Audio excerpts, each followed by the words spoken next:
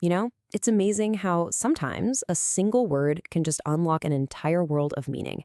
Today, we're going to dive into one specific miracle that all comes down to one word. A word that didn't just open a man's ears, but really a window into a much, much bigger story. And this is it, Epaphatha. It's an ancient Aramaic word, spoken 2,000 years ago, but it was preserved, just like that, in the Gospel of Mark. So why this word?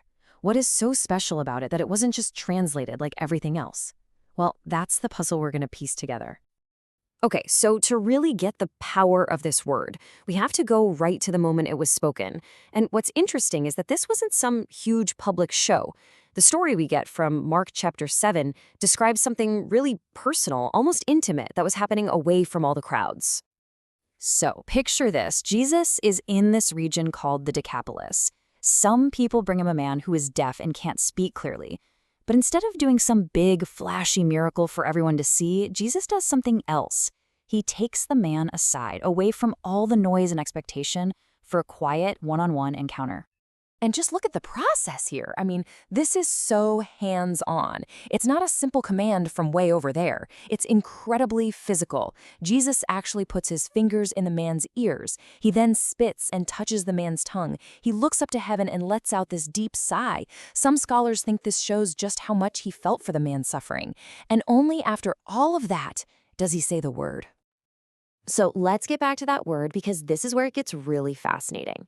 The Gospel of Mark, it was written in Greek. So why on earth would the author keep this one single Aramaic word? Well, they obviously wanted us to stop and think about it, to really consider why it's so important.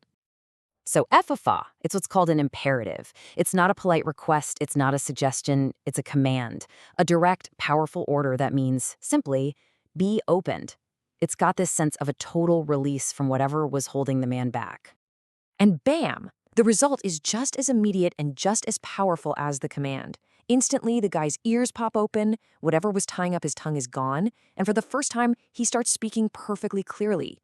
The command, be opened, was fulfilled, right then and there. All right, now let's zoom out, because this super personal healing, it's actually one piece of a much, much bigger story. This wasn't just some random event. It was connecting the dots to a promise that was made centuries, even hundreds of years earlier. So you really have to ask yourself, right? Was Jesus just helping out one guy who needed it? Or was there something bigger going on here? Was this a deliberate sign meant to tell people something important? And the answer, believe it or not, is waiting for us way back in the book of Isaiah. The prophet laid out this very specific checklist of signs that would announce that the Messiah had arrived, a time of incredible rescue and restoration.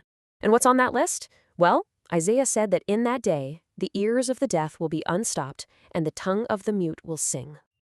And look at this. It's just a perfect match. On one side, you've got the ancient prophecy from Isaiah, and on the other, you've got what happened in Mark's story. The ears of the deaf unstopped, and his ears were opened. The tongue of the mute will shout for joy, and his tongue was loosed, and he spoke plainly. You can't get more direct than that. It's an unmistakable fulfillment. So what does this all mean? It means this healing was way more than just a nice thing to do. It was a declaration. It was Jesus saying, I'm the one.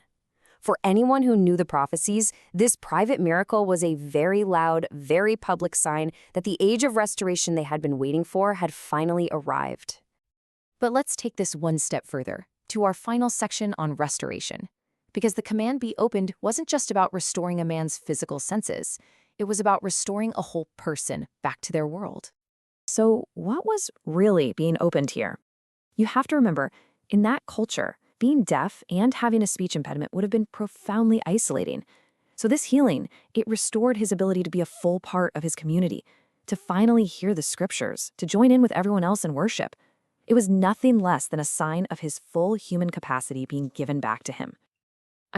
Just think about that incredible switch. One moment, you're living in a world of total isolation.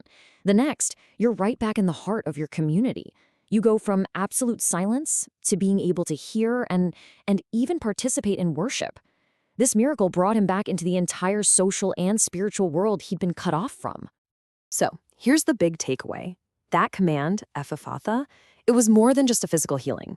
It was a preview, like a little glimpse of a much bigger promise. the complete restoration of all of humanity, a future where everything is made new and every single person is made completely whole. And that kind of leaves us with this one last thought to chew on. This single word, ephphatha, completely restored one man's world. It opened him back up to his friends, to sound, to his faith. And it just makes you wonder, what else, in a much bigger sense, is just waiting for that same command, be opened?